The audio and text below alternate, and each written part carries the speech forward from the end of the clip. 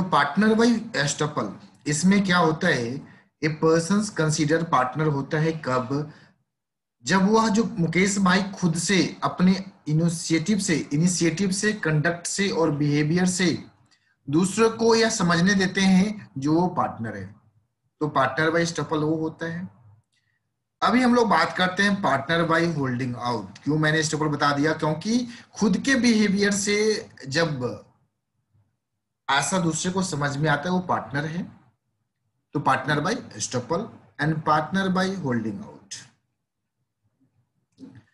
Partner by holding out में क्या होता है, यहां पे जब कोई एग्जाम्पल से बात करेंगे, पहले आपको एक बार हम जो पार्टनर नहीं है मीन्स जो पार्टनर नहीं है in form but knowingly allows himself or herself to be represented as a partner।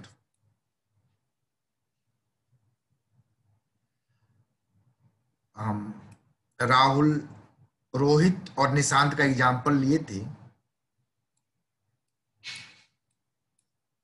एक मीटिंग में रोहित, निशांत और मुकेश भाई हैं। रोहित बोलता है जो मुकेश भाई मेरा पार्टनर है निशांत को, और मुकेश भाई डिनाई नहीं करते हैं।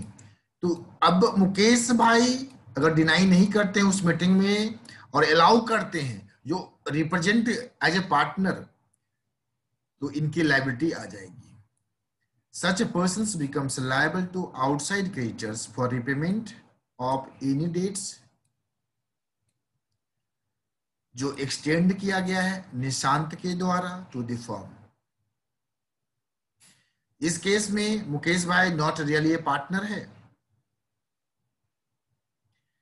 In case he is not really a partner and wants to save himself from such a liability, he should immediately issue a denial। कहने का मतलब, अगर मुकेश भाई चाहते हैं जो हम लाइबिलिटी से मुक्त रहें, इन फ्यूचर जाके मुझे लाइबिलिटी कुछ ना हो, तो मुकेश भाई को उस मीटिंग के अंदर में ही डिनाई करना होगा, no no no no I am not a partner. Clear?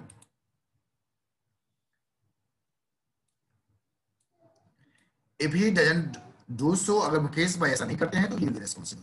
तो अभी हम लोगों ने बात किया पार्टनर बाय होल्डिंग आउट। हम लोगों ने पार्टनर टाइप्स ऑफ पार्टनर पढ़े थे, sleeping partner, active partner, dormant partner, partner by estoppel, इसके बाद पार्टनर बाय होल्डिंग आउट। ये सारे पार्टनर के बारे में हम लोगों ने स्टडी किया था। आज हम लोग जो पार्टनर्स दो तरीके से और होता है, durations, types of partners. Partnership को पूरी क्लासिफिकेशन जो की गई है on the basis of two factors.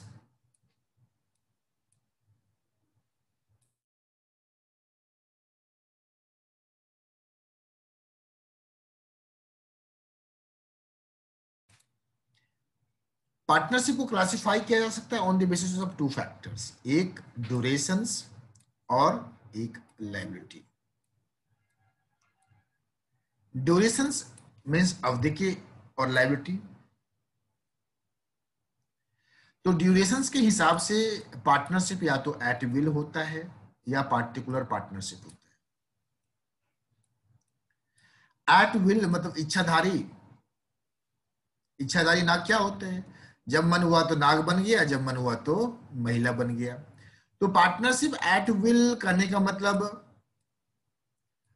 जब पार्टनरशिप की इच्छा होगी, जब पार्टनरों की इच्छा होगी तो उस पार्टनरशिप को लोग टर्मिनेट कर सकते हैं, खत्म कर सकते हैं। तो इसको बोलते हैं हम लोग पार्टनरशिप एट विल।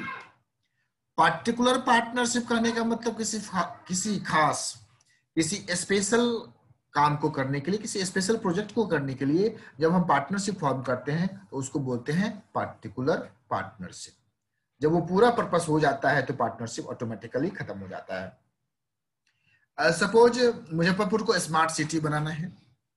अब स्मार्ट सिटी बनना है तो मान लीजिए टेंडर दिया गया, तो दो पांच लोगों ने मिलकर टेंडर में अप्लाई किया, तो पांच लोगों ने मिलकर एक पार्टनरशिप फॉर्म किया। अब स्मार्ट सिटी का जो प्रोजेक्ट है वो कंप्लीट हो जाएगा, पार्टनरशिप डिसॉल्व हो जाएगा। And partnership at will means इच्छा, अकॉर्डिंग टू विल मीन्स इच्छा के अनुसार। एंड दूसरा लायबिलिटी, लायबिलिटी की जब हम बात करेंगे तो विथ लिमिटेड लायबिलिटी, और दूसरा जो होगा विथ अनलिमिटेड लायबिलिटी।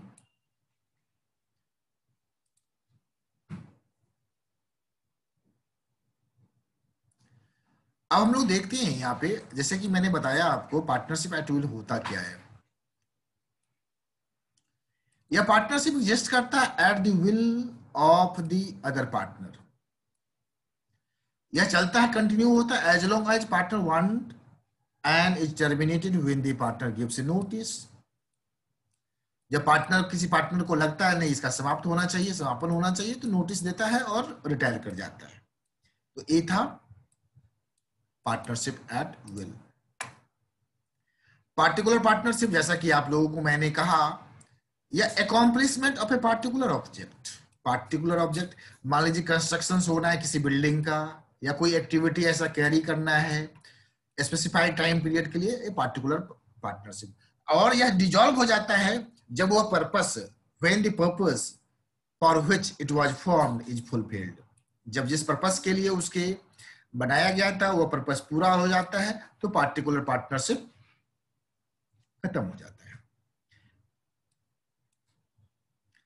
लायबिलिटी के हिसाब से पार्टनरशिप को बंटवारा किया जा रहा है। लायबिलिटी के हिसाब से पहला जो आता है जनरल पार्टनरशिप। जनरल, इस केस में लायबिलिटी ऑफ द पार्टनर्स जो होता है, सारे पार्टनर का लायबिलिटी जो होता है अनलिमिटेड एंड ज्वाइंट होता है। और इसमें यह जो पार्टनर होते हैं इसको राइट होता है participate in the management of the firm.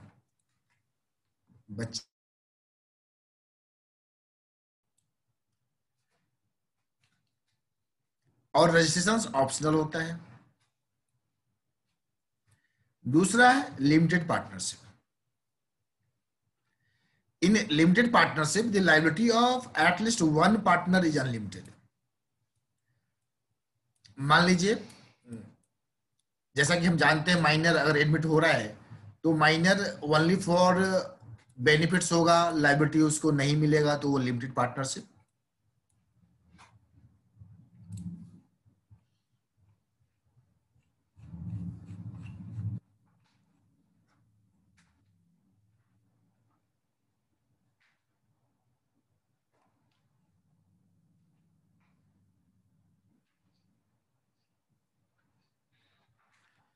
जब लिमिटेड पार्टनर होता है तो वह टर्मिनेट नहीं होता है डेट इंसॉल्वेंसी की वजह से।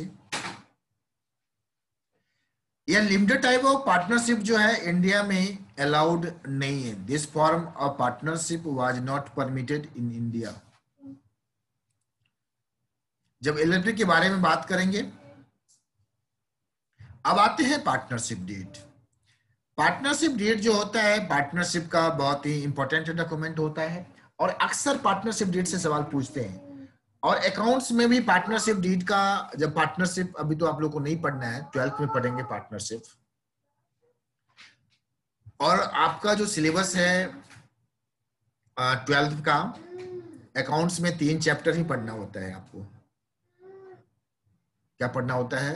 लैपटॉप पे पढ़ रहे थे।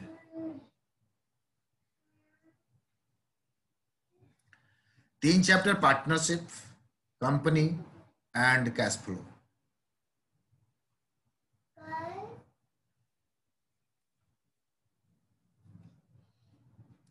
तो पार्टनरशिप डीड होता क्या है? पार्टनरशिप डीड एक एग्रीमेंट होता है पार्टनर के बीच। पार्टनरशिप फॉर्म करने के लिए डीड का होना जरूरी होता है।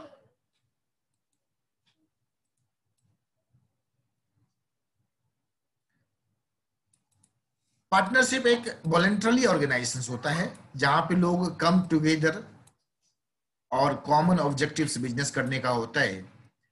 और पार्टनरशिप फॉर्म करने के लिए एग्रीमेंट का होना जरूरी होता है। उस पार्टनरशिप डीड में टर्म्स एंड कंडीशंस का मेंशन होता है। Terms and conditions. तो टर्म्स एंड कंडीशंस क्या होगा? पहला टर्म्स एंड कंडीशंस होगा means PL, profit sharing ratio क्या होगा।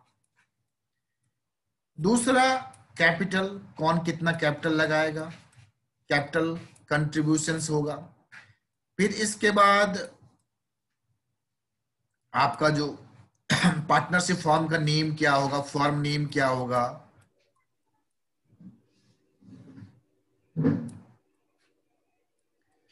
पार्टनरशिप का फॉर्म नेम क्या होगा? बिजनेस का एड्रेस क्या होगा, लोकेशंस क्या होगा, नेचर ऑफ बिजनेस क्या होगा? तो इस तरह से पार्टनरशिप डीड में ये सारे मैटर्स, क्या पार्टनरशिप को सैलरी मिलेगा, rate of interest on capital क्या होगा, ये सारी बातें पार्टनरशिप डीड में मेंशन होती है।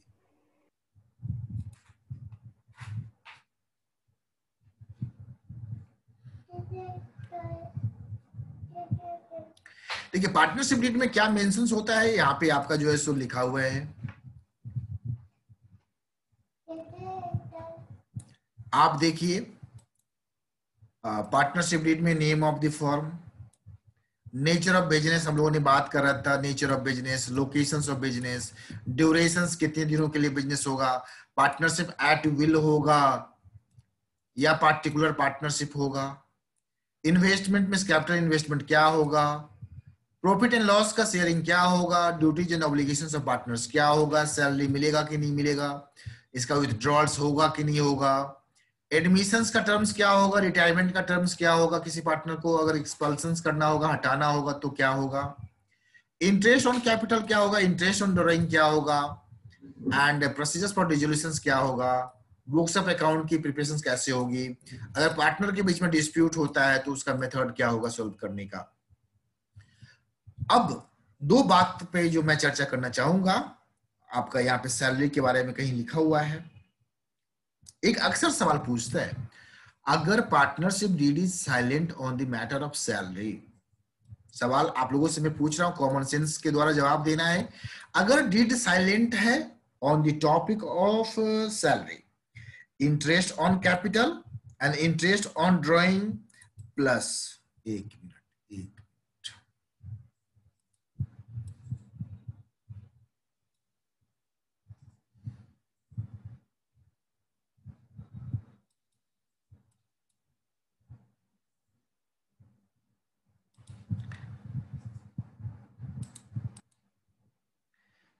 यहां पे देखिए सैलरी आपको दिख रहा होगा प्लस इंटरेस्ट ऑन कैपिटल। अब मेरा सवाल है, अगर पार्टनरशिप डीड सैलरी के बारे में कुछ नहीं बोला, इसमें कुछ चर्चा नहीं है, तो क्या पार्टनर को सैलरी मिलेगा?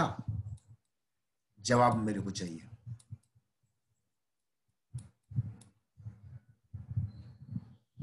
Any students volunteer yourself, common sense use करना है, कोई बात नहीं है,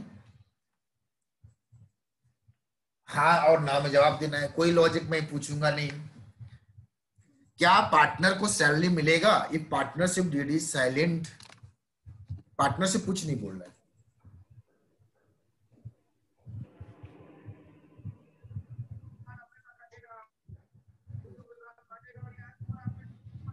हाँ रोहित बताइए। सर मिलेगा। मिलेगा, ओके। इंटरेस्ट ऑन कैपिटल,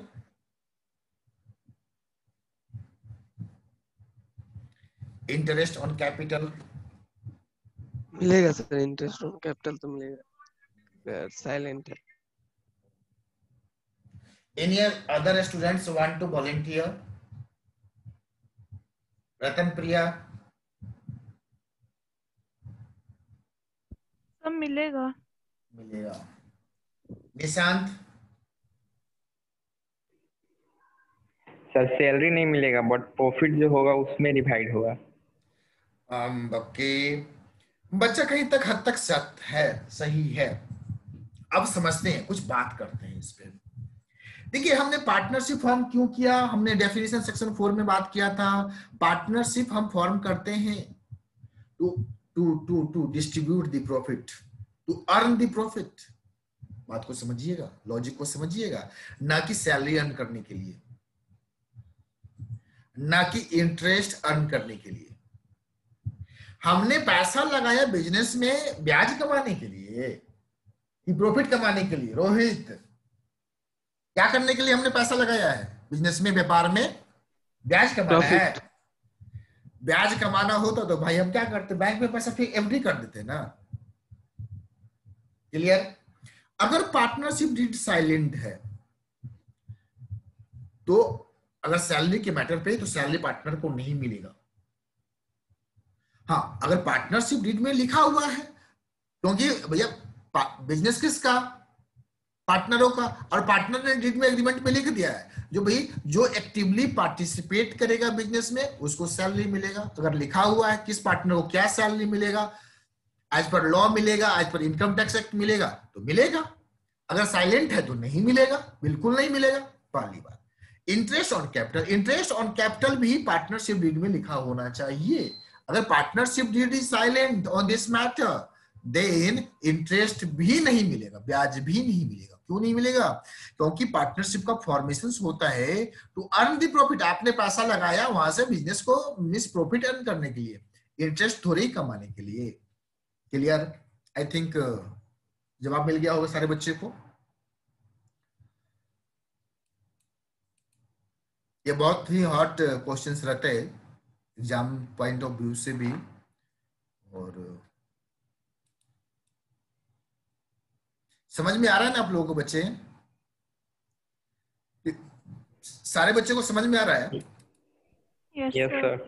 और एक मेरे को बहुत Yes, सरप्राइजिंग sir. होता है, जो बच्चे मिस आप लोग रेगुलर नहीं रह पा रहे हैं, मतलब कभी आना कभी नहीं आना। क्लास रेगुलर रही है, 1 घंटे का क्लास घर से करना है, फिर परेशानी किस बात की हो जाती है। रेगुलर नहीं रहेंगे तो थोड़ा सा आपको भी मजा नहीं आएगा क्लास में। मीन्स टॉपिक कहाँ चल रहा था, क्या चल रहा था, बहुत सारी बातें बता देंगे, मुझे भी याद नहीं रहेगा कि आप जानते हैं कि नहीं जानते हैं। तो इसलिए क्लास को रेगुलर रहिए।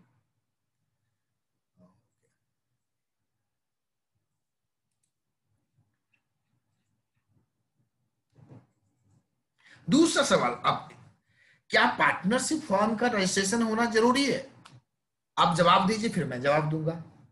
क्या पार्टनरशिप फॉर्म का रजिस्ट्रेशन होना जरूरी है? पार्टनरशिप डीड का रजिस्ट्रेशन होना जरूरी है?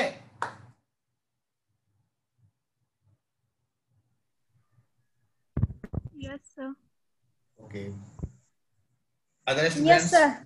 ओके, देखिए कानून Yes, बोलता sir. है, okay thank you all of you, thank you.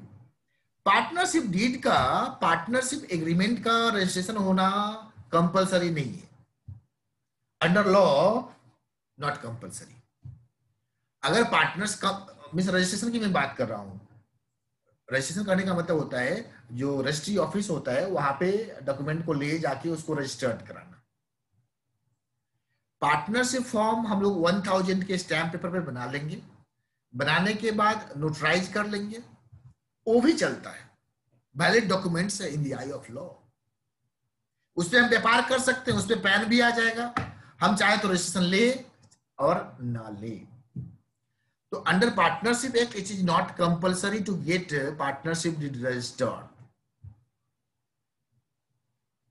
But कुछ ऐसे डिसएडवांटेज है, कुछ ऐसे लिमिटेशंस आ जाते हैं जिसके वजह से it is desirable, the word I am using here desirable, it is desirable to get it registered. बात क्लियर? ये भी का जवाब मिल गया। अगर पार्टनरशिप डीड, ये आगे तो कि बहुत काम आने वाला है, अकाउंट्स की क्लास में बहुत काम आएगा।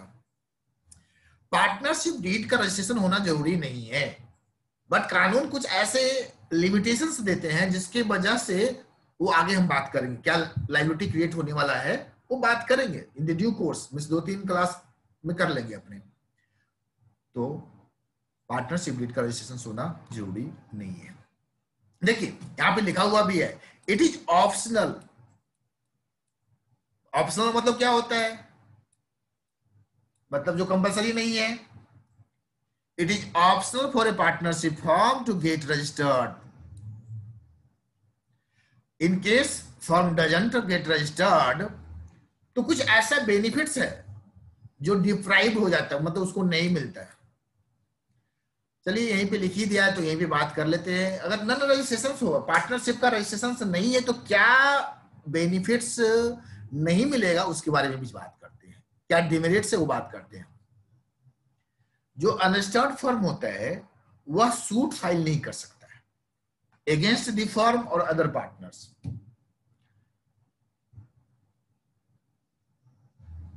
The firm cannot file suit against third party, and the firm cannot file a case against the partners. अगर किसी ढंग का डिस्प्यूट हो गया तो उस केस में नन रजिस्ट्रेशन का कॉन्सिक्वेंसेस यही है, the partner of unregistered firm can not file A suit against the firm. Clear? तो ये डिमेरिट्स है। बिजनेस आप व्यापार कर सकते हैं, बट डिस्प्यूट के कंडीशंस में, जब भी डिस्प्यूट हो गया तो उस डिस्प्यूट को रिजॉल्व करने के लिए आप कोर्ट में नहीं जा सकते।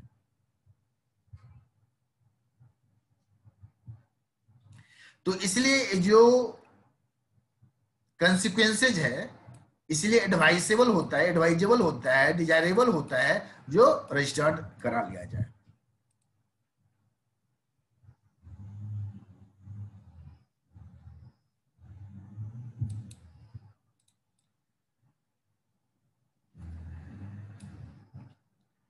पार्टनरशिप कहाँ रजिस्टर्ड होता है? ये रजिस्ट्रार ऑफ फर्म में होता है। अपने बुक में मार्क कर लीजिएगा, रजिस्ट्रार ऑफ फर्म होता है।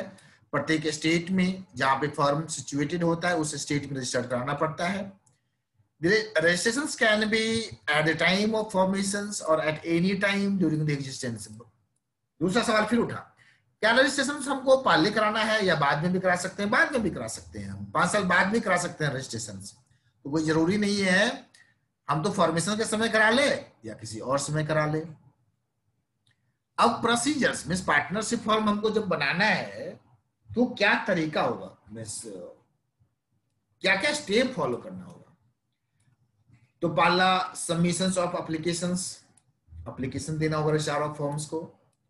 प्रिस्क्राइब्ड फॉर्म होता है उसका, और उसके लिए हमको डीड का बनाना, पार्टनरशिप डीड होगा और पार्टनरशिप डीड में सारी बातें होगी और डीड के साथ एक एप्लीकेशन लगाएंगे और जिसमें हम लोग name of the firm, locations, name of other places, date कब से पार्टनर ज्वाइन किया, name and address of partner, duration of partners, इस सारी बातों का उसमें जिक्र होगा। और ये पार्टनर साइन होगा सारे पार्टनर के द्वारा। ये जो पार्टनरशिप डीड होगा it will be signed by all the partners, सारे पार्टनर इसको साइन करेंगे।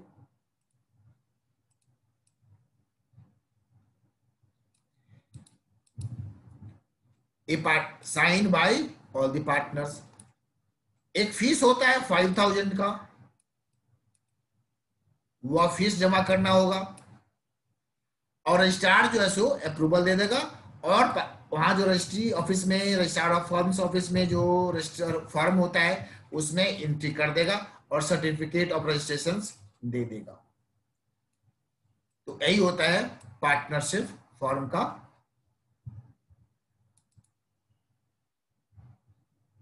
रजिस्ट्रेशन।